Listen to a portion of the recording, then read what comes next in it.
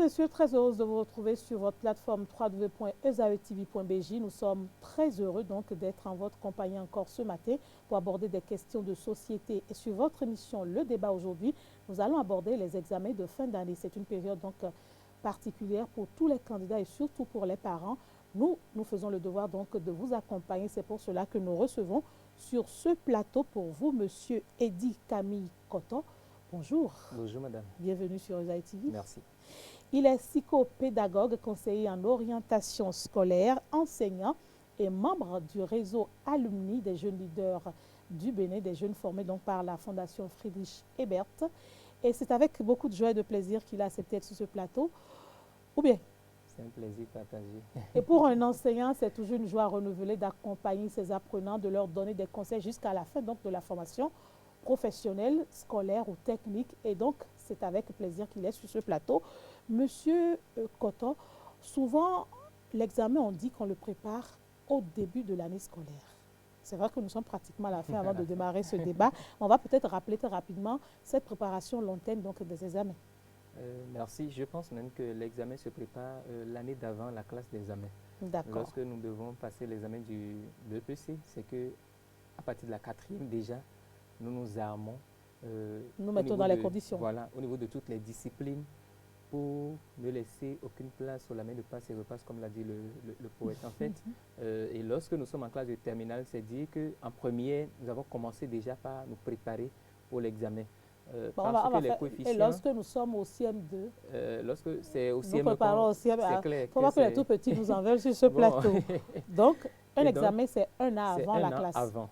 Et lorsqu'on a atterri, pardon pour l'expression, dans la classe d'examen, c'est déjà en début d'année qu'on doit se préparer pour l'examen parce qu'on sait qu'on a un but, qu'on a un objectif qu'on doit atteindre, on a un défi à relever.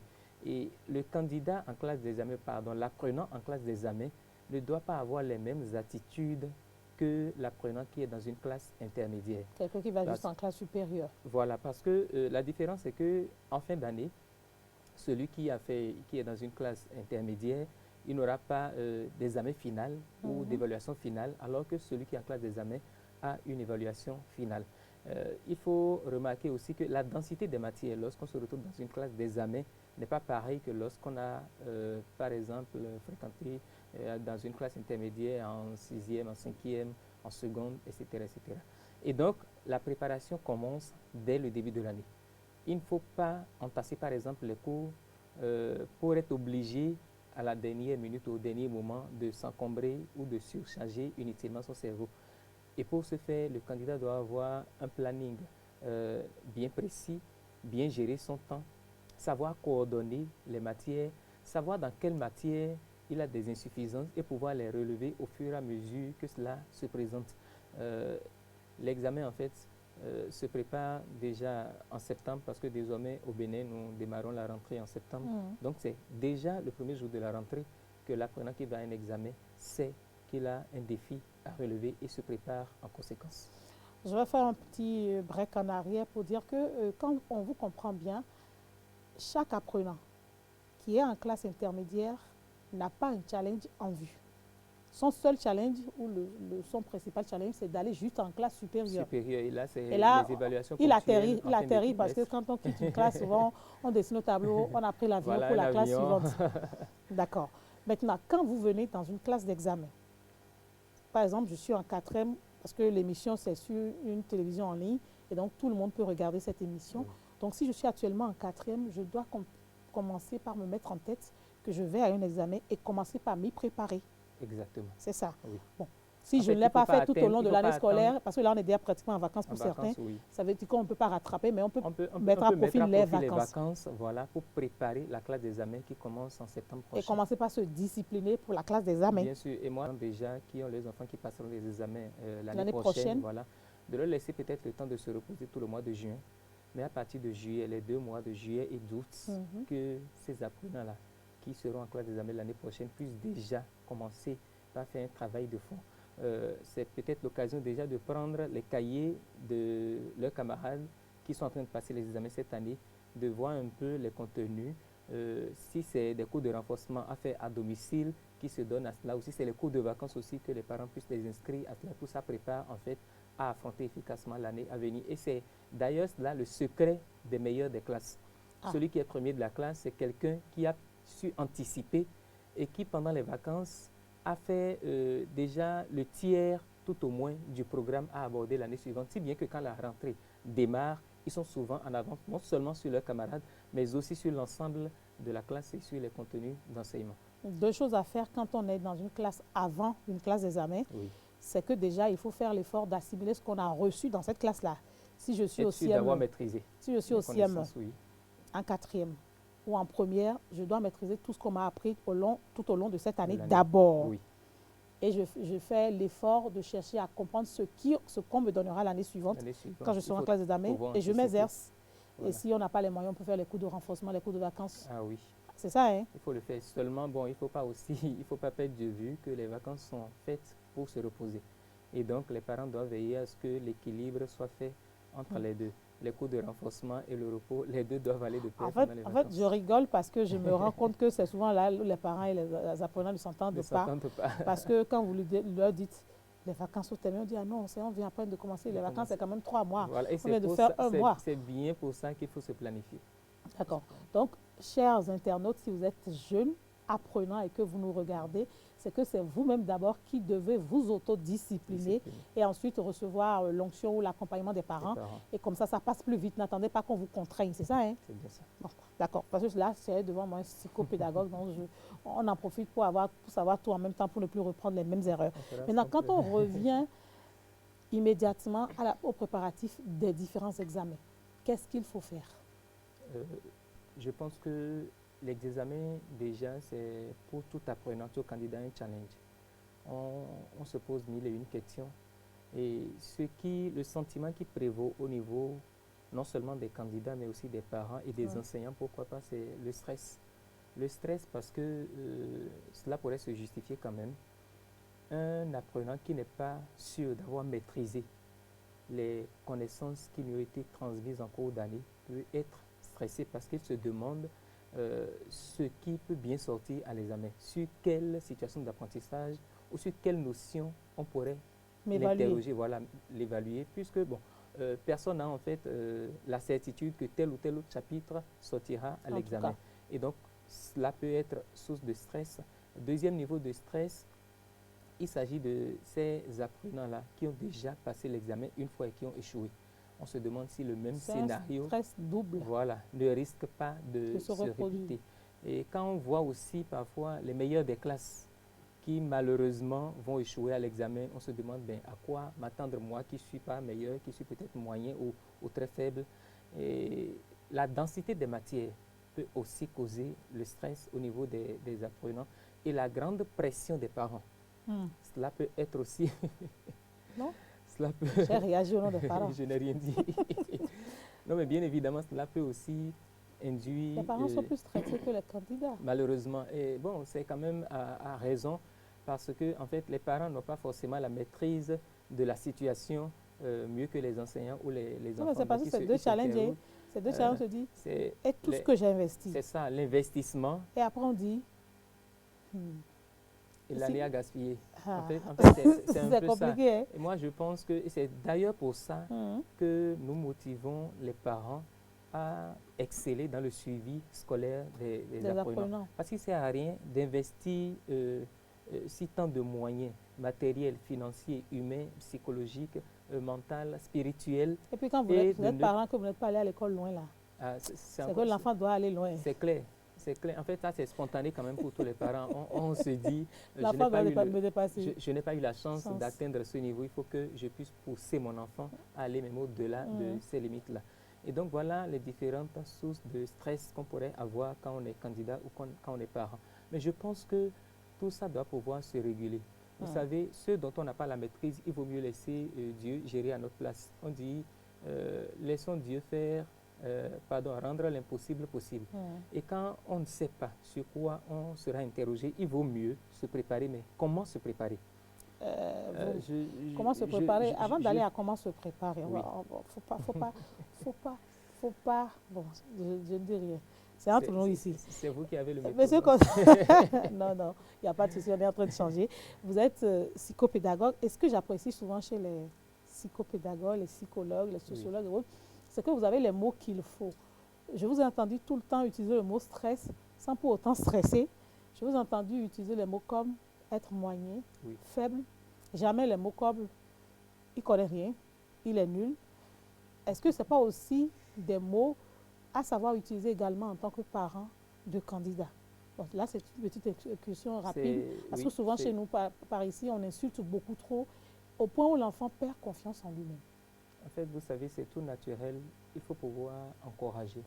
Même dans les échecs, nous devons savoir encourager, parce que l'enfant qui a échoué aujourd'hui, c'est encore le même qui demain réussira. Et puis l'échec est formateur. L'échec est formateur.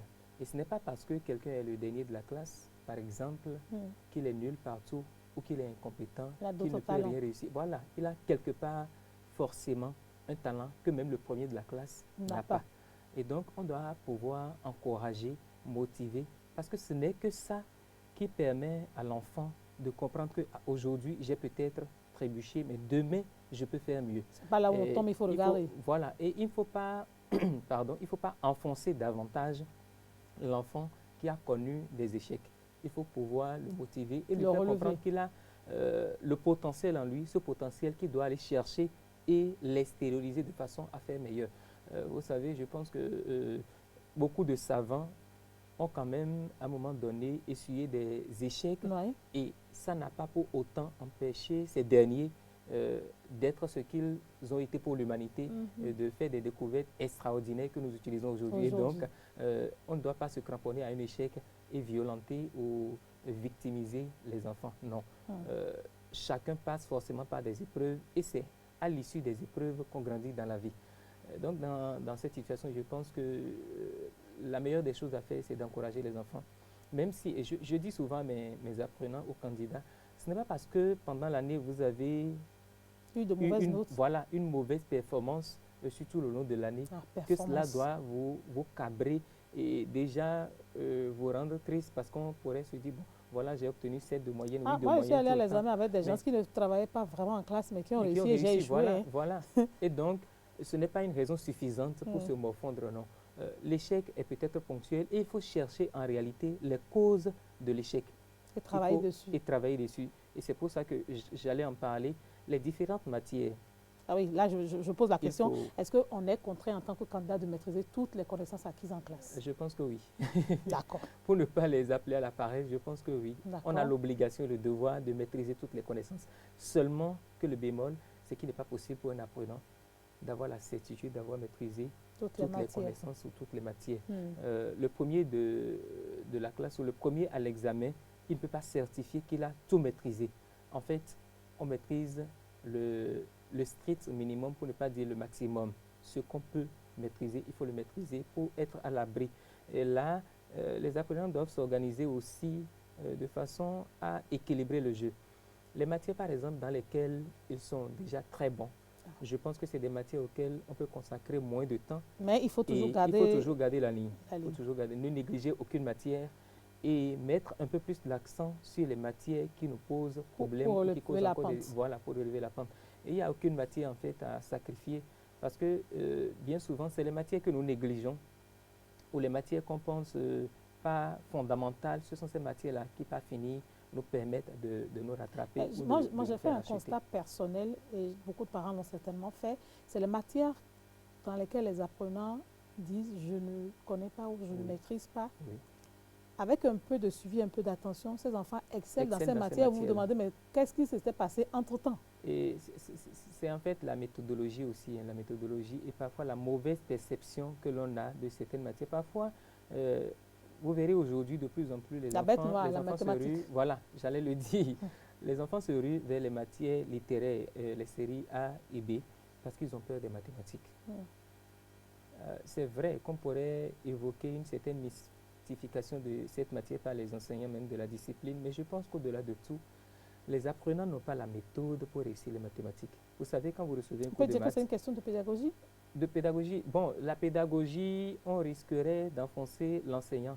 mais je parlerai non seulement de pédagogie, mais de méthodologie. D'accord. Méthodologie des deux, bon, surtout au niveau des apprenants, parce que aujourd'hui, quand même, il y a une panoplie de possibilités pour travailler en mathématiques. Au-delà des connaissances classiques qu'on reçoit en classe, il y a les médias sociaux, il y a Internet qui met à disposition. Sur Internet, aujourd'hui, vous avez la possibilité de travailler en mathématiques. Tous les parents n'ont pas Internet.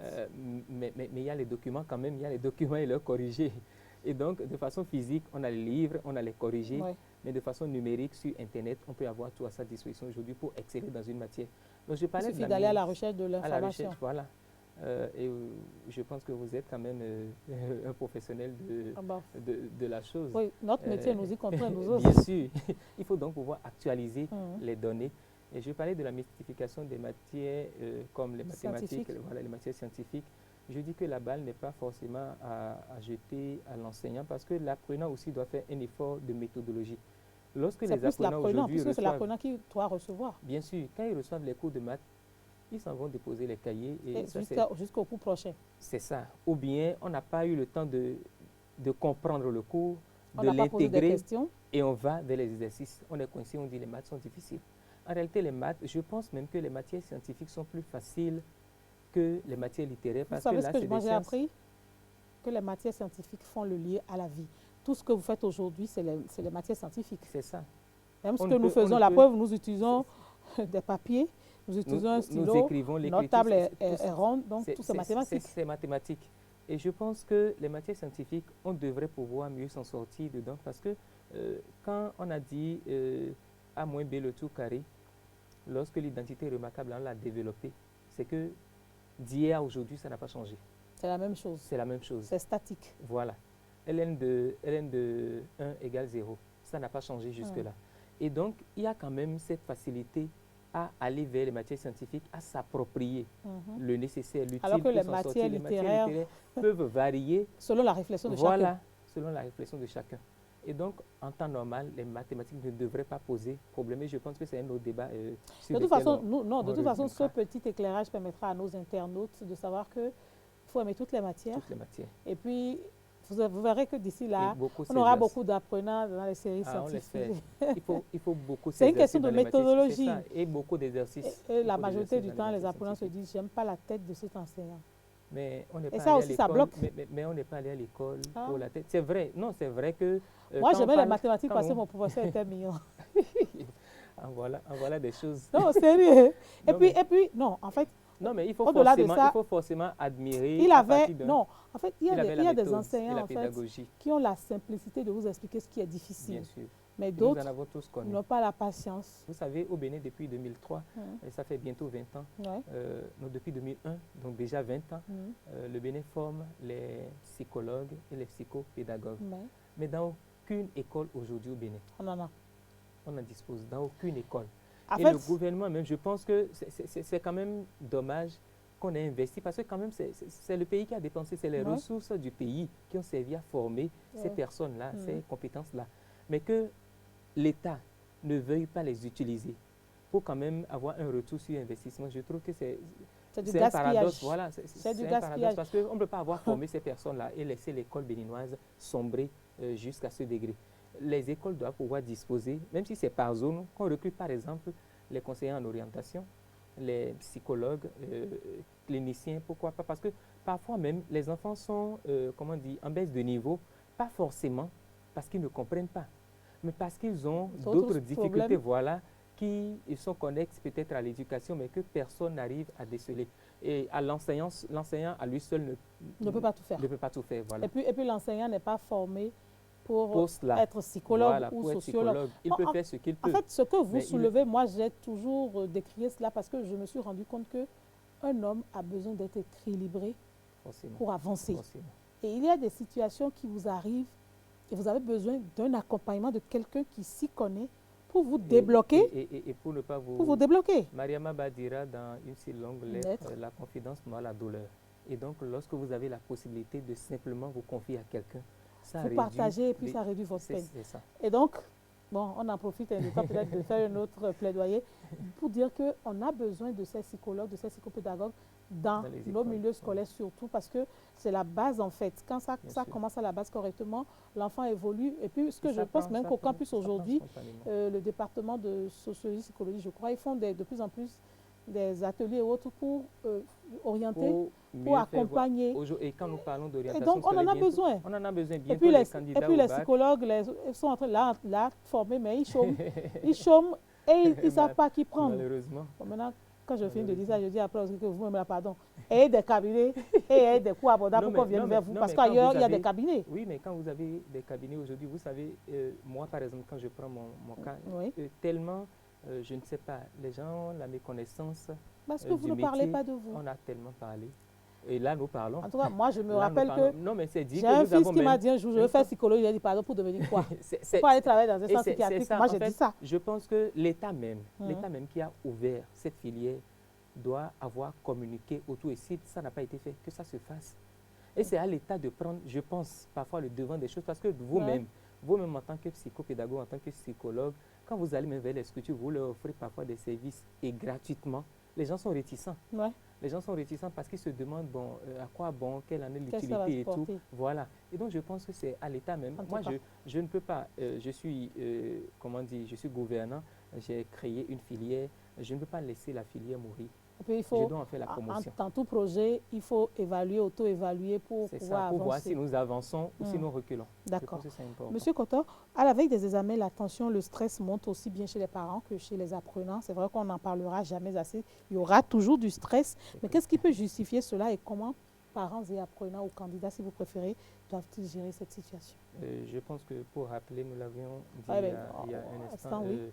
le stress se justifie d'abord chez les candidats par la non-maîtrise des connaissances. Quand on n'est pas sûr d'avoir Donc, quand vous n'avez pas acquis correctement les notions, on vous se paniquez. demande, bon, qu'est-ce qu'on va fournir là-bas comme effort et tout. Et donc, cela peut générer le stress. Je l'ai dit, lorsqu'on a échoué déjà, lorsqu'on a Une eu fois, plusieurs tentatives, voilà, ça peut être source de stress intense. ça peut constituer une source de stress. Lorsqu'on a vu aussi des meilleurs échouer, on pourrait se demander quel serait notre sort à nous. Quand on est l'avenir de sa famille. Donc voilà autant d'interrogations. Et les parents s'inquiètent parce qu'ils ne se mettent pas À la place des à la apprenants. place des apprenants. Bon, ils sont dans leur peau de parents et donc ils se disent, bon voilà, ils ont investi de l'argent, ils ont investi des moyens, Ils veulent ils des ont fait résultats. beaucoup d'efforts, voilà, ils veulent des résultats. Et donc, parfois, la place est beaucoup plus laissée à la crainte, au stress, qu'à la motivation ou à l'encouragement qu'on devrait offrir aux apprenants. Vous avez même pour le CEP récemment, voilà, qui est en train de s'achever, Oui. qui s'est achevé avant-hier ou hier. Des parents sont restés scotchés à leurs enfants candidats dans les centres de composition du matin jusqu'au soir. En tout cas. Parce que vous en savez quelque chose. Non, ce n'est pas C'est un condamnable. soutien. Ce n'est pas condamnable, je suis d'accord. Mais qu'est-ce qu'on devrait Mais à un faire? moment donné, je pense qu'il faut laisser un peu d'autonomie, un peu de liberté. Il faut laisser les enfants souffler aussi. C'est en fait déjà Prendre à leur ce liberté. niveau, non, pas prendre leur liberté, mais c'est déjà à partir de ces âges-là, de cet âge, qu'il faut permettre à l'enfant de devenir autonome. s'autogérer, voilà, d'apprendre l'autonomie. Parce qu'il y a des enfants, vous savez, même au bac, qui continuent d'être filles à papa, Il y en a, ou filles à oui. maman, ou garçons. Ah oui, Parce que il y en a justement, plein. Non, je on ne leur a confirme. pas laissé le temps De grandir. de Il grandir. y en a même qui ont subi ça jusqu'à l'université. Voilà. Et même, vous voyez, comment dire, en évaluation pour la licence, les parents sont là, on les amène, on attend qu'ils finissent. Non. L'enfant deviendra un homme. Et il faut lui laisser le L'oisillon temps, est appelé voilà, à quitter le nid. c'est clair, de se D'accord. développer, de se prendre en charge, de s'auto-gérer. D'accord. Et tout ça, c'est l'apprentissage. On va faire pour la étape par vie. étape. Quand on a un enfant qui va au CEP, par exemple, qu'est-ce qu'on devrait faire en tant que parent pour lui donner cette autonomie-là? Je pense que déjà, un enfant au CEP, c'est quand même normal parce que l'âge de plus en plus est... Très jeune. Voilà, ils sont très jeunes. C'est peut-être à 9 ans qu'ils vont... À 8 ans, à 10 ans. Mais je pense que la législation aujourd'hui exige que les enfants fassent le cycle normal, c'est-à-dire maternelle 1, maternelle 2. Et pour les parents qui n'ont pas les moyens, qu'ils attendent au moins 5 ans avant de Ce les qui fait que inscrire l'enfant au CI. va vers 8 Voilà, ans. vers 11 ans, au Les- moins pour le CEP. Oui. Voilà, pour le CM2. Donc, maintenant, je veux savoir, qu'est-ce Mais qu'on là, devrait faire? Par exemple, le les- jour de l'examen, qu'est-ce qu'on devrait Non, faire je pense que en tant on que parent? saurait, quand on est parent, On ce peut les serait, ce amener. serait quand même irresponsable, excusez du peu, Non, non, allez-y. de laisser les enfants âgés de 11, 10 ans, 12 ans, voilà, se rendent eux-mêmes dans le centre de composition. Donc on peut les accompagner jusqu'au centre. Oui, mais lorsque les épreuves ont été lancées et qu'on n'a pas vraiment, que ce n'est pas pour une force majeure, on peut laisser les enfants continuer de composer. Si c'est qu'ils doivent rentrer, on quitte le centre. On quitte le centre. On va à ses occupations, quitte à revenir les chercher à midi. Ou aller un peu loin du centre pour que l'enfant ne vous voit pas continuellement, parce que ça peut être aussi source de stress pour lui. Même là aussi, vous savez, parfois le trop plein de stress chez le parent peut empêcher...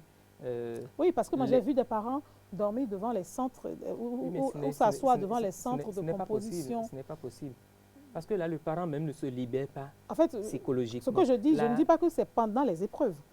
Le parent amène l'enfant dans le centre d'examen, l'enfant est en classe, c'est vrai, il faut lui donner des conseils, bon, faire ce qu'il faut, prier, lui dire... Après, le parent se retire. Mais il y en a qui restent jusqu'à ce qu'on sonne le démarrage des épreuves. Oui, moi, en fait, je trouve que c'est trop. Non, les parents qui le font, c'est peut-être pour, comment dire, veiller au grain.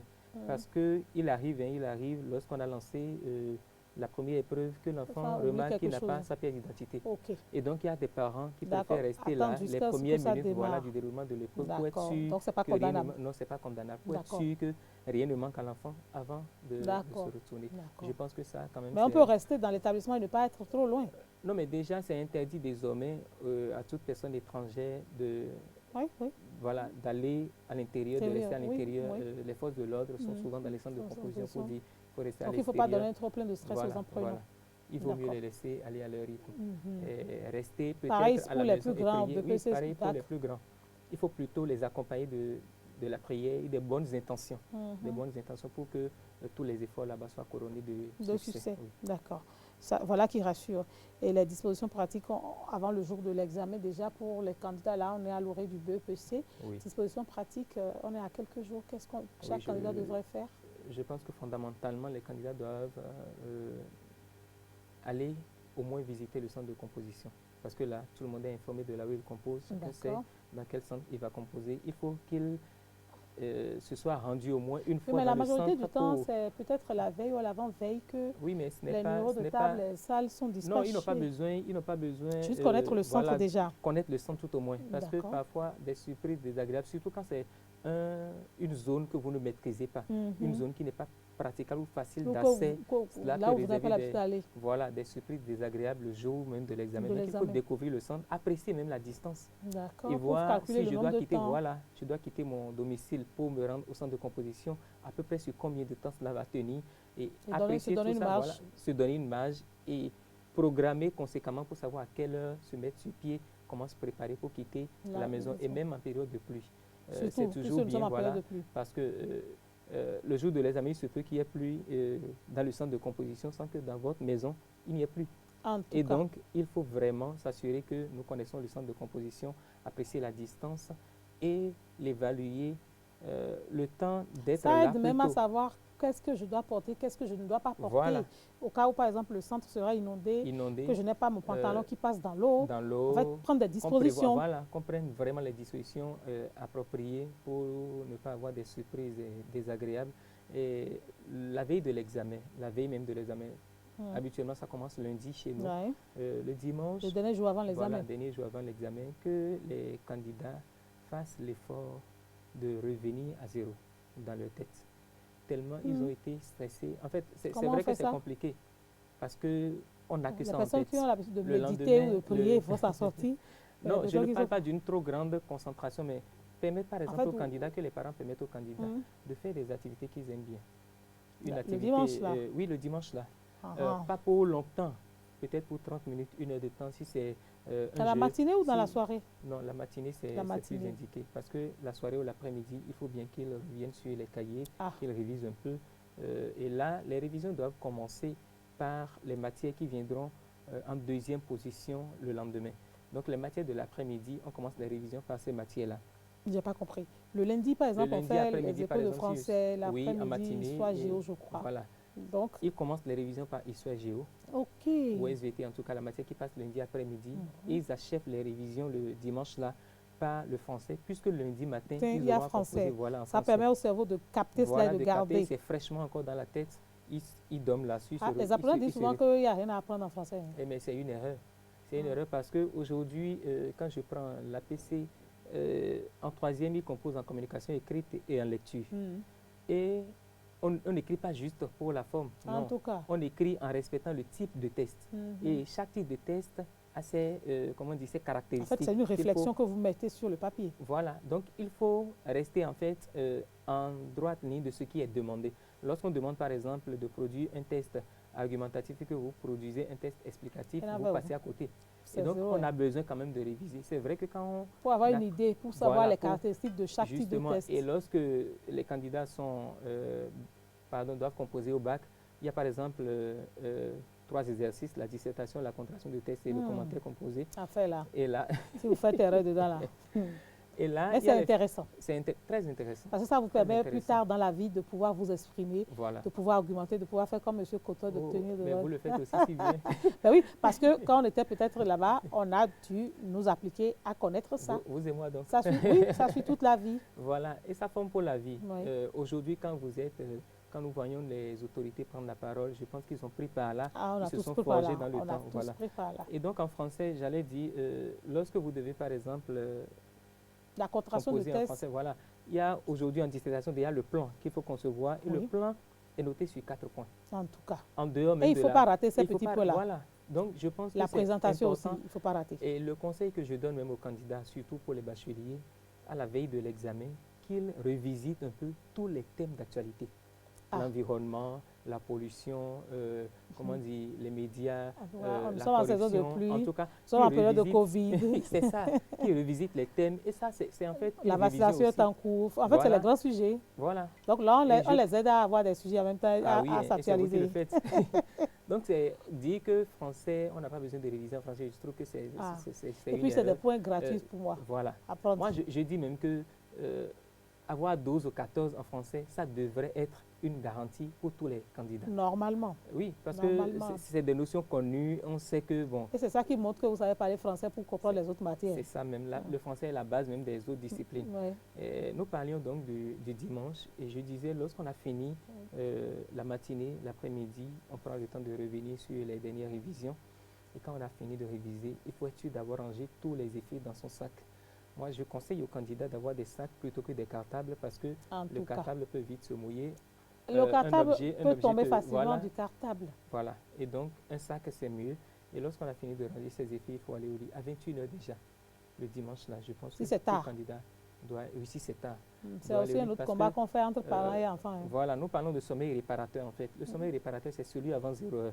Et il est compté doublement pour le cerveau. Quand vous allez au lit, par exemple, à 22h, quand vous allez au lit, parfois même, nous-mêmes, il nous arrive, quand on va au lit un peu plus tôt, on se réveille au beau milieu de la nuit, pensant qu'il fait déjà jour, parce que de 22h à 0h, au lieu de 2 heures, voilà, au lieu de 2 heures, vous avez déjà fait 4 heures, le cerveau a déjà fait 4 heures. Et donc, c'est toujours mieux d'aller plus tôt au lit, de se réveiller tôt, que de vouloir pousser le bouchon trop loin, on insiste, voilà. Et parfois même, pour veiller, on empêche l'organisme d'aller naturellement se reposer en prenant des excitants, on prend du café. Je pense que tout ça c'est proscrit parce que ça n'aide pas du tout l'organisme. Certains se disent que c'est une manière de tenir le coup et de rester éveillé pour réviser. Pour les candidats par exemple au bac, ils ont encore une semaine devant et c'est des périodes où bon, ils s'organisent très mal. Je pense que ce n'est pas indiqué parce que l'organisme finit toujours par réclamer ce que vous lui devez. Mais de toute façon, je pense que c'est un peu réglé maintenant, puisque maintenant, les apprenants vont à l'école. Je pense que pour le BC, il y en a qui sont allés à l'école jusqu'à mardi avant de prendre leurs documents. Ce qui a fait qu'il n'y avait plus trop de temps libre pour aller s'amuser ou aller s'adonner à ces choses-là aussi. Évidemment, mais il y en a qui iront même pour les révisions jusqu'au vendredi. Oui, pour ceux qui vont au bac. Oui, non, même pour ceux qui vont au BPC. Ah bon? Le vendredi avant le lundi du BPC, il y en a qui continuent les révisions jusqu'à ce jour-là, avant d'être libérés. Oui, à l'école. Oui, à l'école, dans leurs écoles, les séances de révision. C'est pas un problème. En fait, la peur, l'inquiétude, c'est que l'enfant reste à la maison et ne fasse vraiment pas ça. Voilà, et là, c'est en fait un couteau à double tranchant. Moi, je pense que... Bon, vous, le psychopédagogue, dites-nous. Gardez les enfants jusqu'à la veille de l'examen. En fait, c'est la crainte, ce que vous venez de se lever. Les parents et les éducateurs et les enseignants se demandent si les enfants laissés à eux-mêmes pourront s'organiser. Voilà. Mais je pense que l'autre revers, c'est qu'en les maintenant à l'école, jusqu'au dernier jour, on les empêche de faire le bilan personnel de ce dont ils sont capables, de ce qu'ils maîtrisent. Bon, En qu'est-ce fait, que vous les auriez enfants, conseillé? Une semaine à oui, l'avance, 4 bon, jours pas à une semaine, l'avance? peut-être 3 jours à l'avance qu'on les D'accord. laisse et que chacun puisse en 2-3 jours faire le point À son matière niveau. par matière, voilà, à son niveau de ce qu'il maîtrise et de ce qu'il ne maîtrise pas encore. Parce que durant toute l'année, ils ont eu à faire des TD, Mhm. ils ont suivi les cours, ils ont fait des interrogations, des devoirs, des Et il y a eu les lettres compositions. d'études à la maison, Voilà. beaucoup de renforcement à Mais domicile. eux, pris individuellement, de quoi sont-ils capables? Il faut que le candidat soit en mesure de faire ce bilan-là avant d'aller composer. Mhm. C'est ça qui lui permet de faire les derniers réglages. Mais bien souvent, quand on les conduit jusqu'au vendredi avant de les laisser, ils n'ont pas le temps de le faire parce que tellement de choses à mettre en place, tellement d'organisations à assurer avant le lundi, le temps passe et voilà, ils s'en vont composer comme ci, comme ça. D'accord. Et le dimanche, donc, quand ils sont allés au lit, je pense que le lendemain, ils doivent avoir les parents à côté pour les réveiller à temps, pour ne pas être en retard, et être dans le centre de composition au moins 1 heure avant le lancement de la première épreuve. C'est ce qui est recommandé. 7 heures, avant 7 heures. Oui, avant 7 heures, ils doivent déjà être là. Bon, les épreuves démarrent souvent à 8 heures. Mhm. Donc, avant 7 heures, ils doivent être là, repérer leur salle de composition, leur table, là où il y a le numéro de table, s'y installer. Et là, il ne faut pas commettre l'erreur aussi d'aller s'asseoir à la place d'un autre candidat. Vous permettez? Oui. Je veux qu'on fasse une pause là, puisque à la fin de l'émission, on va revenir forcément sur ces Sur les différents conseils, points. ok. On nous a laissé, bon, je présume que je suis une candidate, on nous laisse à 3 jours, 4 jours Oui. avant l'examen, Mhm. mais on voit des apprenants, c'est à ce moment, ils s'organisent comme vous le dites, mais il faut des révisions intenses, ils font des veilles pas possibles. Est-ce que c'est recommandé, Monsieur Coton? C'est bien dommage. Nous ne cesserons jamais de le dire. En fait, en début d'année, en début de chaque année En scolaire. fait, on veut rattraper ce qu'on a perdu pendant, Voilà. pendant 9 mois, 8 mois. Bien sûr.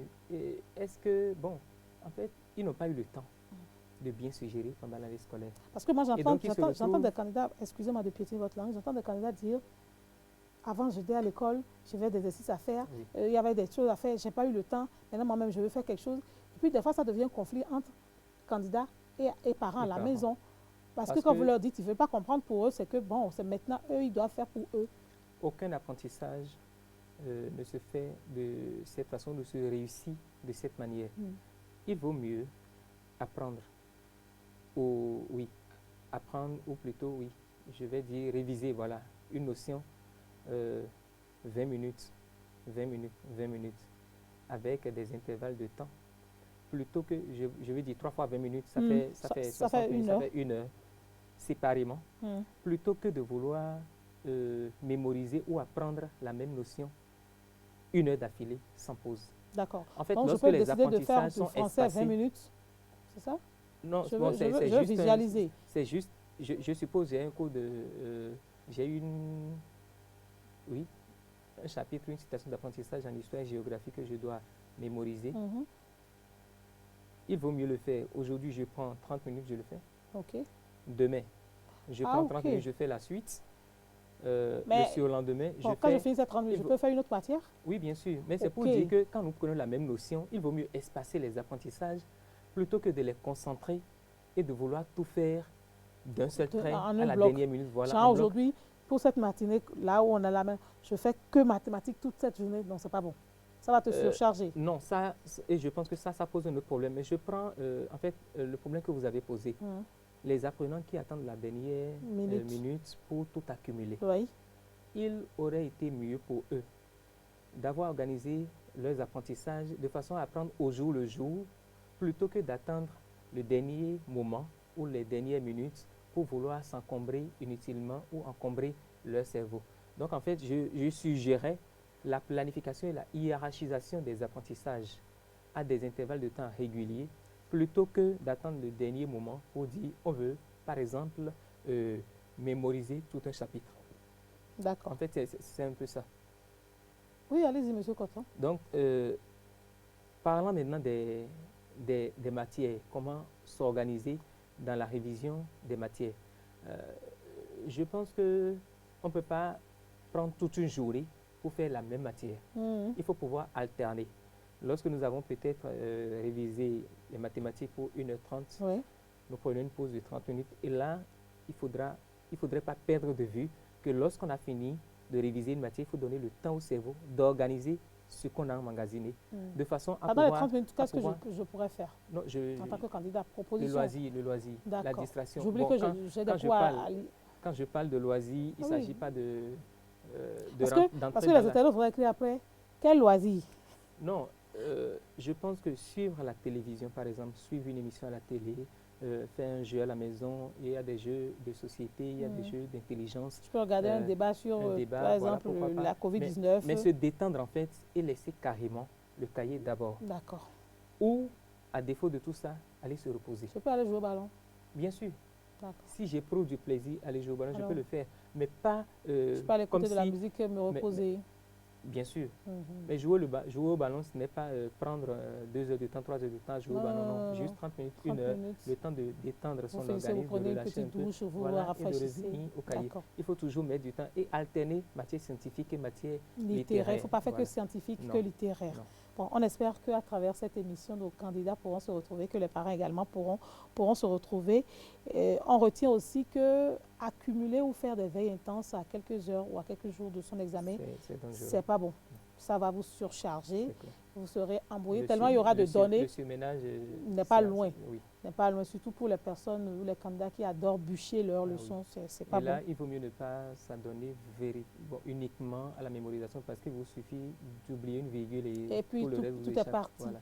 Donc, je pense qu'il faut comprendre. Il faut comprendre. Mémoriser, mais comprendre aussi. C'est comme moi, j'aime à le dire à certains apprenants, il faut comprendre à travers vos propres mots et avoir une idée de ce que à restituer. Il ne faut pas apprendre mot à mot par rapport à ce que l'enseignant vous a donné, sinon ça devient comme le perroquet qui répète tout le temps. Et donc, là maintenant, on va revenir, vous l'avez dit, on va intensifier cela. Je suis candidat, je vais connaître mon centre d'examen quelques jours avant. Parce que la veille, c'était possible d'entrer dans le centre. Donc, vous n'aurez pas accès. Voilà. Donc, quelques jours, déjà, je pense que 2 semaines avant l'examen, tous les candidats, ils savent où est-ce qu'ils vont composer. Ils le savent, oui. Ah bon? Là, nous sommes à plus d'une semaine du bac. Tous les candidats au bac savent où est-ce qu'ils iront composer, dans quel centre ils iront composer. Au moins le centre, mais pas encore les numéros. Non, bon, les numéros de table sont mentionnés 3 jours ou 4 jours avant. Mais au moins, ils ont une idée du centre. Ils ont une idée du centre. Pour les candidats au BPC, bon, ils ont une idée de leur centre et de leur numéro de table déjà. Ils le savent déjà. Et donc, je pense qu'il faut suffisamment le faire à l'avance pour ne pas avoir à courir la veille. Parce que là aussi, vous savez, il y a des parents qui évitent, par exemple, que les enfants se déplacent la veille de l'examen parce qu'on ne sait pas toujours. Ah oui, on a peur que quelque chose leur arrive. Ce qui peut arriver. Et donc, il y a des risques à ne pas prendre. Il vaut mieux y aller un peu plus tôt, des jours à l'avance pour être sûr que... Et puis, ça rassure aussi les parents que nous sommes. Voilà. Le jour de la composition, oui. Quel comportement en tant que candidat je dois... Ah oui, vous allez faire un petit résumé en fond. Pas de souci. Quel comportement je dois adopter? Je vais très tôt au centre d'examen avant, une heure avant. Avant 7 heures. De partir de la maison, il faut toujours vérifier. Je revérifie tout ce que j'ai. Voilà, ma carte ou mon badge. Oui, la pièce d'identité, la convocation pour les bacheliers, les cahiers ou les livres dont on aura besoin pour les dernières révisions, les stylos, calculatrices, feuilles dessinateurs, gomme, imperméable, pullover pour ceux qui... Les médicaments pour ceux qui ont des problèmes particuliers de santé. Et les stylos, il faut en avoir sur plusieurs. Non, double là, c'est trop peu. Ma fille a déjà dit qu'il faut en avoir 4 au moins. Voilà, c'est elle qui a raison. 4 au moins. Parce qu'on ne sait jamais ce qui peut arriver. Parce qu'elle voulait prendre 8. Ah. Et pourtant, pour en faire don à ses camarades. Ah, j'ai pas compris. Il faut avoir des bouteilles d'eau sur soi aussi. Ah oui. Parce que quand arrive pendant la composition, les moments de stress ou quand on perd les pédales, je pense que l'eau, ça rafraîchit. On boit de l'eau. Ça vous ramène en fait... L'eau, c'est la vie. L'essence à l'eau, c'est la vie. Et donc, vérifier le contenu du sac avant de prendre départ de la maison. Et quand on est arrivé au centre, on cherche. Ah, n'oubliez pas vos masques, nous sommes en période de Covid. Ah oui, bien sûr, il faut le rappeler. N'oubliez pas le gel hydroalcoolique et les masques, n'oubliez pas. Il faut en avoir plusieurs. Je ne sais pas s'ils en auront dans les centres, mais non, il vaut mieux en avoir plusieurs dans son sac. Oui. Lorsque les candidats arrivent au centre, ce n'est pas le moment des grandes retrouvailles. Ah, j'ai remarqué ça au CEP quand je suis allée faire des constats. J'ai vu qu'il y a des apprenants qui discutaient entre eux. Oui, il y en a qui s'amusaient même. L'innocence de l'âge, ils ne s'en rendent pas compte. ils ne se disent pas que c'est le moment de la concentration. Il y en a qui On a mangent, retrouvé finissent de les manger. amis, on fait C'est les comme si c'était déjà les accolades. vacances, quoi. C'est ça. Il n'y a plus d'accolade, il y a Mais Covid. je pense que, bon, pour les aînés, Mhm. au BPC, bon... Ah non, on discute toujours, hein. Oui, mais Ah. au bac, quand même, ça Et devient des plus recaps, sérieux. Ah, tu as appris Et quoi? je pense que ces Ah. échanges ne sont pas souvent Ah. utiles. Ah. Parce que même les fuites d'épreuves, c'est à éviter. C'est déjà arrivé hein, où quelqu'un nous a dit, voilà, en histoire géo, c'est la CEDEAO qui va sortir. Il a consacré toute son énergie à réviser la CEDEAO. Et que CEDEAO? Finalement, c'est carrément... Voilà. Et donc, pour ces genres de situations, il vaut mieux ne pas discuter. Lorsqu'on vient dans sa salle de composition, on s'installe. Et je pense, il y a un rappel aussi, les téléphones portables, il faut s'en débarrasser. Il faut s'en débarrasser. C'est pas le moment. C'est pas le moment. Parce que vous entrez dans votre centre d'examen, vous oubliez tout ça là. Une mauvaise nouvelle, même la veille, peut vous choquer au point où l'examen pourrait mal se passer. Ça, c'est pour les personnes qui ont des portables. Oui, pour les apprenants qui ont des téléphones. Moi, j'ai vu des apprenants dire à leurs parents, quelle veille? J'en ai vu qui ont dit à leurs parents, un mois avant, je n'utilise pas mon portable jusqu'à ce que je revienne des examens. Bien sûr, et vous verrez, beaucoup de candidats aujourd'hui prennent conscience de la chose et dès qu'ils entrent en classe de terminale, ils sont off. Ils mettent le téléphone, voilà, ils éteignent le téléphone jusqu'après l'examen. Donc, il faut commencer par prendre les habitudes avant l'examen. Voilà, je ne sais pas quelle information pourrait vous donner à partir du téléphone qui pourrait vous être utile pour le bac. Et puis c'est un peu comme quand nous aussi, en tant que journalistes, on veut faire des émissions. Quand vous êtes scotché trop portable avant l'émission, c'est même pour ça que de plus en plus, malgré qu'on soit à l'aide de la technologie, on interdit ou on refuse qu'on ait des portables qui peuvent prendre des appels. Par contre, vous pouvez avoir un ordinateur ou une tablette. Là, c'est justement pour l'émission. Mais si c'est pour vous... dire que le téléphone peut jouer le même rôle que la tablette. Non, je ne dis pas non. C'est une question de responsabilité. Je ne dis pas non. En fait, ce que je disais, c'est quoi? Quand votre connexion est allumée et que vous recevez des messages sur les réseaux sociaux, ça vous déconcentre. Donc, candidat, n'ayez pas ça sur vous. Tellement ça vous gratte WhatsApp aujourd'hui, tellement ça vous gratte que quand vous n'êtes pas allé consulter les messages... Vous dites, il faut que j'aille regarder. Donc, on oublie le portable. Il vaut mieux s'en départir. Et quand vous êtes dans la salle, c'est dans le sac, vous avez tout rangé, vous êtes devant et vous attendez le que l'heure sonne. Quand le premier surveillant Pendant ce temps-là, on peut mettre sa tête sur la table, on peut être en train de discuter. Non, pas discuter, on se concentre. On se concentre parce que je pense que les discussions des dernières minutes, parfois même ça nous éloigne du but. Et puis ça alerte et on va dans tous les sens. On se mélange, il vaut mieux se concentrer. Et je pense que le temps même, c'est à 30 minutes du lancement de la première épreuve ou de l'épreuve, le premier surveillant est là. Donc vous n'avez même pas le temps de discuter avec qui que ce soit. Et à ce moment, est-ce qu'on peut avoir des cahiers de révision encore? Non. Non. Parce que dès que le surveillant vient, on vous demande de vous débarrasser de vos documents, vous le faites. On vous donne non, moi je fais 1 heure à l'avance. 1 heure à l'avance, oui, on peut réviser. On peut réviser. D'accord. Mais quand on sent qu'ils ont sonné, à la première sonnerie déjà, il faut range tout. Avant même que le surveillant ne vienne. Il faut ranger, il ne faut pas attendre, traîner, l'embiner les pas. À force même de rester scotché au cahier, le cerveau n'a pas le temps de garder quelque chose. De retenir, de retenir quelque chose. Et non plus de faire, comment dire, de faire asseoir les connaissances acquises et de les organiser, de vous ramener vraiment à un niveau optimal. Un peu comme un ordinateur, quand vous me demandez de faire trop de choses à la fois, l'ordinateur se plante. Il craque. Donc il vaut mieux laisser les cahiers à un moment donné, confier maintenant la composition à Dieu, bon, en tout cas, quelle que soit la religion, voilà, il faut confier ça dans les mains de son... Et se faire du vide et attendre. Se faire du vide, attendre que la feuille de composition vienne. Dès que la feuille est là, je pense qu'il faut toujours commencer par remplir en suivant les consignes du surveillant de salle. Et tout ça, oui, il faut remplir l'entête, nom, prénom, date de naissance, c'est important. Numéro de table, ne jamais oublier ça. Voilà, et la matière dans laquelle on compose et on attend l'épreuve. Et quand l'épreuve vient, il faut commencer toujours par se confier à la force supérieure. À ce à quoi on croit. Voilà. Parce que bien souvent, c'est quand on découvre l'épreuve, on peut dire je connais ça. Et il y a des candidats, c'est quand ils s'en vont consulter l'épreuve, ils se rendent compte que c'est compliqué, qu'on dit, bon, je vais prier d'abord. Non, il faut commencer par la prière. Avant de découvrir l'épreuve. Avant de découvrir l'épreuve, parce que là, la prière vous apaise. Malgré la difficulté, ça vous rassure. Et on se dit, bon, je me suis confié à Dieu, je vais m'en sortir. Et lorsqu'on a découvert l'épreuve et qu'on l'a lu entièrement. Il faut lire entièrement, il ne faut pas lire à moitié. Toujours, intégralement. Il faut lire. Et lorsque quelle que soit la matière. Oui, quelle que soit la matière. Lorsque les exercices ne sont pas interdépendants, il faut commencer par ce qui semble le plus facile. Ça veut dire que quand un exercice ne dépend pas de l'autre, c'est plus simple. Commencez par ce qui commencez par ce qu'on connaît. Oui. Il faut pas dire qu'on va aller. Mais quand l'un dépend de l'autre, on est obligé d'aller dans cet voilà, ordre-là. dans l'ordre indiqué par l'épreuve. Et quand on évolue, il faut éviter aussi de voir ce que fait le voisin d'à côté. Ou de vouloir jeter des coups d'œil, d'être voilà, tenté. je pense que la tricherie, elle est même proscrite. Il ne faut pas être tenté. Non, non, non, des fois on le fait, c'est les yeux en fait qui se perdent. Non, il faut parce qu'on est déconcentré. Il faut même pas essayer. Parce qu'on est déconcentré. Il ne faut même pas essayer, il faut se concentrer sur ça. Parce que c'est puni par la loi. Ouais, et puis c'est des peines de prison. C'est la prison, voilà. Il vaut mieux faire ce dont on est capable et être sûr qu'on a donné le meilleur de soi-même. J'ai un nom de famille à défendre, donc je ne fais aucune bêtise. Ah oui, on a un honneur, et c'est ça, c'est ce que je dis à mes candidats. Vous avez un honneur, vous avez une famille à défendre, il ne faut pas, comment dire, vous laisser verser par terre. Et j'allais ajouter, lorsqu'on a commencé par composer, il y a des candidats qui demandent d'intercalaire après 30 minutes, et il y en a d'autres qui sont affolés parce qu'ils se demandent qu'est-ce qu'il a déjà écrit jusqu'à demander. Alors que ce n'est pas ton problème, ça. Concentre-toi sur ton papier. Parce que rien ne prouve que ce que l'autre écrit, c'est juste. Il ne faut même pas être préoccupé parce que les autres font. Qu'est-ce que moi je fais pour finir? Rester sur sa copie. Quelqu'un peut demander des intercalaires, on s'en fout. On s'en fout, on ne s'en préoccupe pas. On évolue selon son rythme. Et veillez à ne pas oublier le chrono. Il ne faut pas passer tout le temps sur le brouillon. Voilà. Ah oui, j'ai vu des candidats faire tout sur le brouillon. Et c'est quand on dit les leurs qu'on commence pas à remettre sur le papier au propre. C'est dangereux. Il y en a même, lorsque vous mettez par exemple votre brouillon dans la feuille de composition pour la rendre, on ne note pas le brouillon. Non, pas du tout. On ne note pas le brouillon. Et dans l'évolution de la composition, il faut que les candidats évitent aussi de ranger les copies dans le casier. Je crois il y a 3 ou 4 ans, c'était au CG d'Antopa, un candidat qui a oublié. D'autres copies. Oui, qui a oublié plutôt sa feuille de composition dans le casier. Et c'est le lendemain qu'on a retrouvé la feuille. Oui, c'est parti pour... Oui, c'est clair.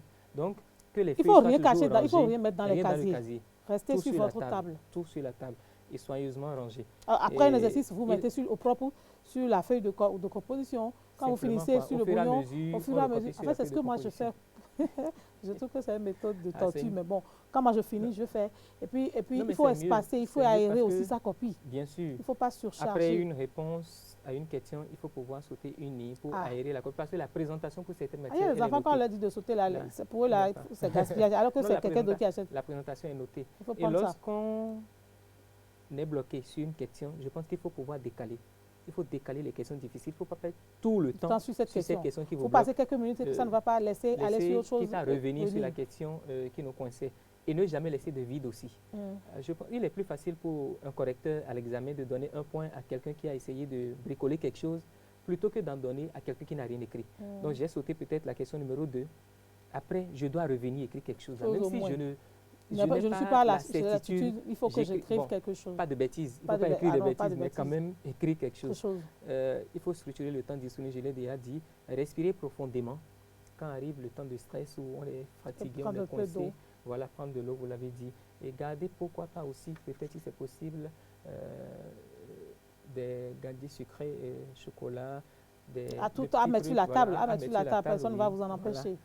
Pour les personnes qui sont souffrantes, vos médicaments juste à côté. Parce que le glucose, ça raffermit le cerveau et ça permet d'être aussi optimal en réflexion.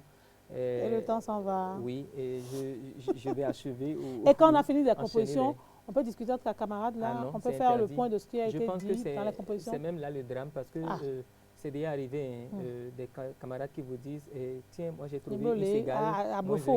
C'est faux. Et puis le gars panique. Voilà. Et pour la suite, c'est problématique. Donc je pense que quand on a fini de composer, il faut ranger. Et là, les enseignants même, il y a des enseignants qui vont jusque dans les centres de composition ou dans les domiciles des apprenants de leurs candidats, bien sûr, pour demander on va corriger. De faire voir les preuves. Non, il faut attendre complètement la fin. Parce que quels que soient les débats qui se feront autour, ça ne changera rien. Ça ne changera rien. Les faits sont déjà partis, ce qui est fait. C'est ce que je demande à mes apprenants de dire. Même si papa et maman demandent à la maison qu'est-ce que tu as fait, on dit j'ai fait un peu, j'ai fait de mon mieux. Ce qui est fait. Le reste, Dieu s'en charge. Point. On verra après les examens. Voilà. Maintenant, la fin de la composition. Dès qu'on a fini de composer et que les copies ont été ramassées, la première attitude, c'est de ranger sa convocation et sa pièce d'identité. Tout ce que vous avez mis sur la table. Toujours au même endroit. Et les deux pièces là au même endroit. Pas dans les poches des tenues. Non, parce si que on la les même oublie, tenue, voilà, ne reviendra pas le lendemain. Non plus dans les cahiers ou les documents, parce que les documents du lundi ne reviendront pas le Et puis quand vous rentrez à la maison le soir, il faut sortir tout ce qui a été utilisé. Voilà, échanger, et remettre des choses qu'on aura utilisé le lendemain. Donc, pièce d'identité, convocation, c'est important parce que sans ça, vous n'aurez pas accès au centre de composition. Pour les candidats qui ont leur chambre personnelle, il leur est conseillé aussi de ne pas garder la clé par devers eux. Parce qu'il se peut qu'ils aient oublié la carte d'identité à la maison. Voilà. Et donc, il faut que les parents... C'est pas le moment de dire j'ai des secrets dans ma chambre, je ferme. Ah non, quel secret? Qu'est-ce qu'on n'a jamais vu? Ah, les enfants d'aujourd'hui sont très jaloux pour leur intimité. Je sais, mais je pense qu'à ces instants-là, il faut quand même donner des ouvertures, qu'on puisse vous sauver, vous aider. Parce qu'on ne sait jamais ce qui peut arriver. Ouais. Il peut arriver aussi que le candidat se retrouve dans son centre de composition, qu'il soit déjà en situation d'évaluation et qu'il se rende compte qu'il n'a pas sa pièce d'identité ou sa convocation. Il se rapproche de l'examinateur. Simplement. Pour voir dans quelle mesure on peut l'aider à... Il y a toujours une solution. La plus simple, c'est de donner le numéro du parent pour qu'on appelle. Et c'est pour ça aussi que les apprenants doivent au moins avoir un contact d'un parent, tout au moins. En tête. Oui, en tête, s'il vous plaît. tout au moins. Et le chef centre est là aussi pour prendre les dispositions idoines lorsqu'il s'agit de cas. Il ne faut jamais paniquer. Jamais. Et il n'est même pas conseillé aux candidats de décider de leur propre chef de rentrer chez eux. Jamais. Passer le temps de revenir. Jamais on peut ramasser les copies. C'est ça. Non, on aurait même déjà lancé l'épreuve et c'est fini. Et ou le temps de revenir, une pluie peut commencer, un incident peut survenir et là ça fait à l'année prochaine. Et quand vous avez des maisons dans une longue distance, pardon, il vaut mieux rester dans les centres de composition. Parce que j'ai vu des apprenants pour ce peu rentrer et pour revenir, la pluie a commencé. La pluie a commencé, c'était tout trempé, bon, c'est compliqué. Et là, parlant même de l'éloignement ou rester dans le centre, c'est arrivé aussi à un examen, une jeune élève, c'était pour le BPC, à la pause entre midi et 2. Dans l'établissement en question, dans le centre de composition, il y avait des salles en construction. Donc à midi, elle a voulu se reposer, aller se réfugier dans l'une des salles, voilà, pour avoir du calme. Et elle s'est endormie. Elle s'est réveillée à 15h30. Alors, il ne faut pas rester loin des Elle s'est réveillée à 15h30. On avait lancé déjà les épreuves. Il vaut mieux même dire à quelqu'un, je suis à côté. Voilà, réveillez-moi. Même si c'est à la maison, je pense qu'il faut avoir cette présence d'esprit. Demander à quelqu'un de vous réveiller quand l'heure viendra. Maintenant, les candidats doivent avoir aussi des stylos qui écrivent lisiblement et très clair. Pas des stylos qui coulent non plus. Voilà. Pour ne pas tâcher les copies. Il ne faut pas donner du fil à retordre au correcteur. Et il faut bien former les mots. Voilà, la graphie, il faut insister là-dessus. Malheureusement, bon, nous n'avons pas tous, quand nous sommes candidats, une belle plume. Mais je pense que le jour de l'examen, on doit faire l'effort. Dans ce cas-là, il faut écrire aéré. Voilà, aéré. Et vous l'avez dit, sauter des lignes, espacer, pour vraiment faire du vide dans tout le monde n'est pas obligé d'avoir une belle écriture. Ah oui, c'est clair. Et les parents?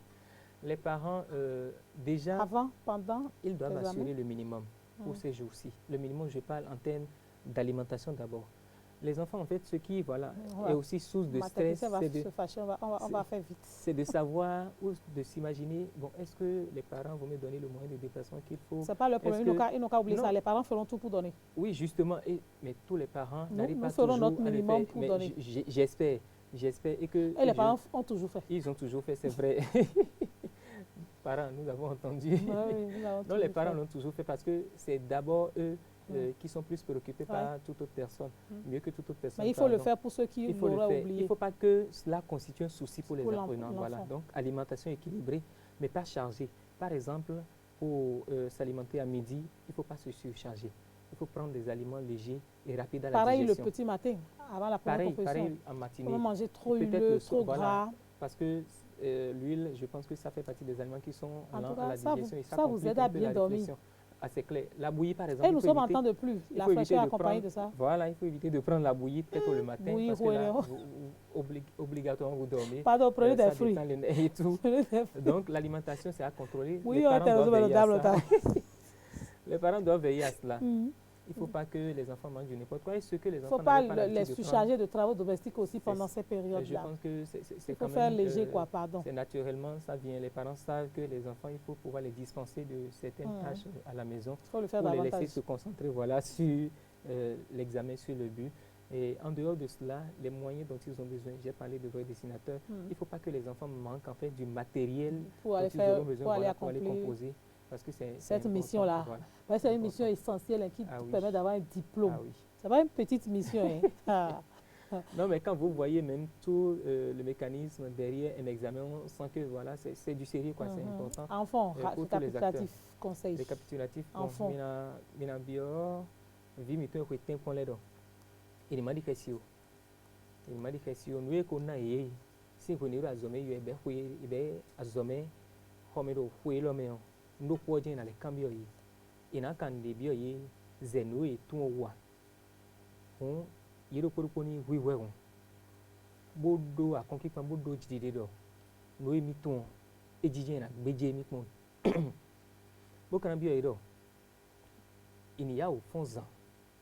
Bébé na itempon ini fond zan. Boya oui. Fille de na iblo tempon de yo. Bo sogbero game. E ka kwengbe yo. E pon sa ki metome. E pon medo. Noé si rodo edo. Bidembi sogbede mi anji. O kaye we ya wema kete au vrai dessinateur. Carte d'identité. Ene. Et point dans les biwé. Tu go sin khoibe. E ka je fie na blo tempon de yo. E mai deleun.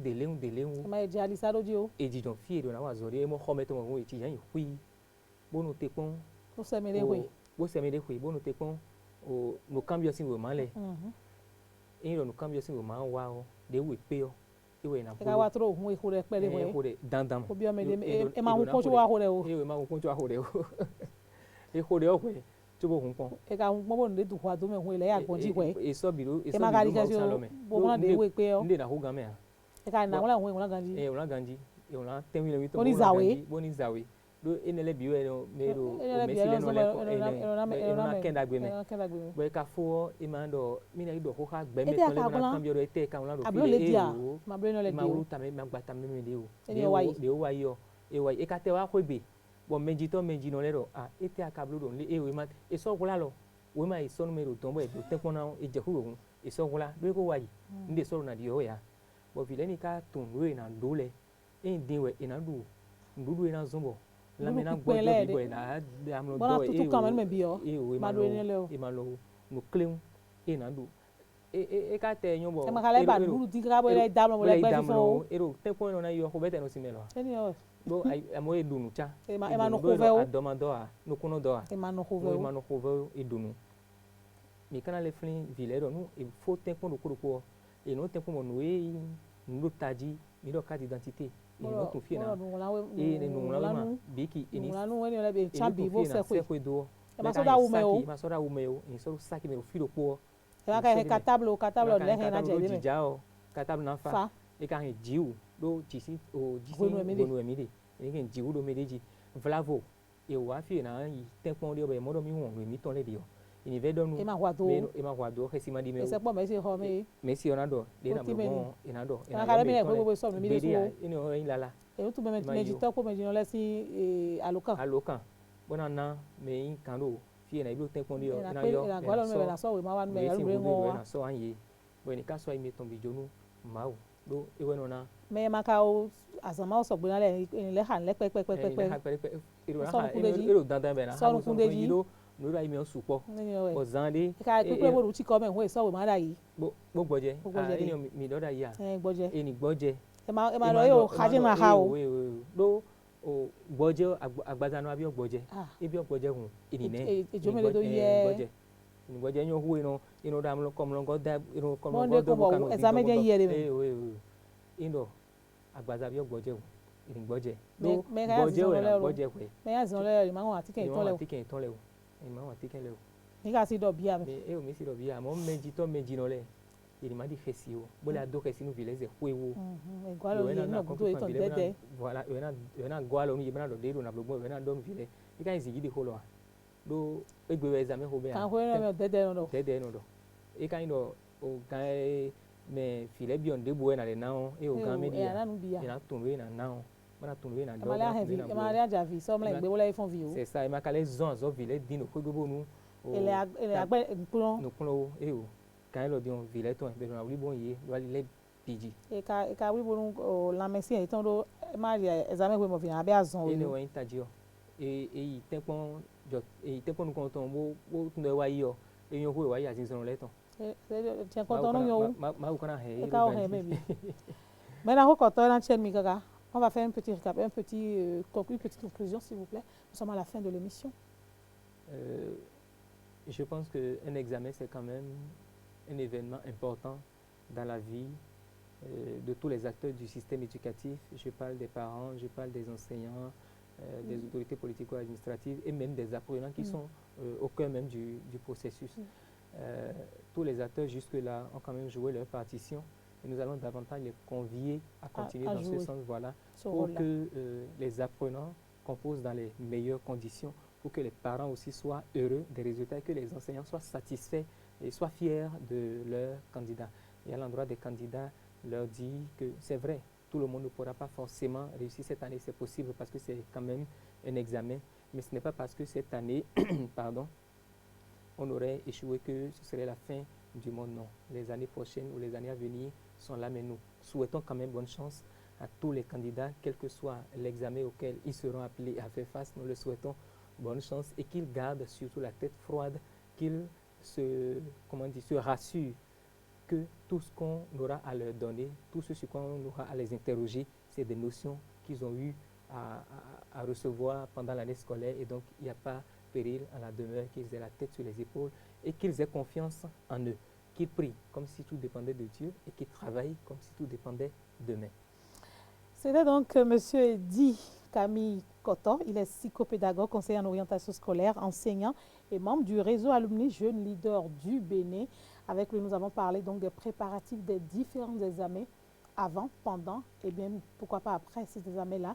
Mesdames et messieurs, la vie ne vaudra la peine d'être vécue si après chaque difficulté, nous avons du plaisir à nous relever et à nous dire que nous avons réussi quelque chose. Et ce qui fait également l'utilité d'un bon sportif, c'est d'avoir gravi des montagnes pour après se retrouver de l'autre côté. Et le succès, mesdames et messieurs, ne vient qu'après beaucoup d'efforts. Et donc, beaucoup de courage à vous, beaucoup de santé pour chacun d'entre vous, chers candidats et chers parents. Surtout, ne vous découragez pas, soyez toujours motivés, pleins de longévité et de vitalité parce que le jour de l'examen, c'est de cela dont vous aurez besoin pour réussir ce challenge-là. C'est juste un challenge nécessaire à la vie, nécessaire à votre épanouissement, nécessaire à votre avancée dans la vie. Et donc, ne paniquez pas. Nous, on sera toujours là sur votre plateforme www.ezaetv.bj pour vous accompagner. Au plaisir de vous retrouver. D'ici là, prenez soin de vous et merci à toute l'équipe qui nous a accompagnés.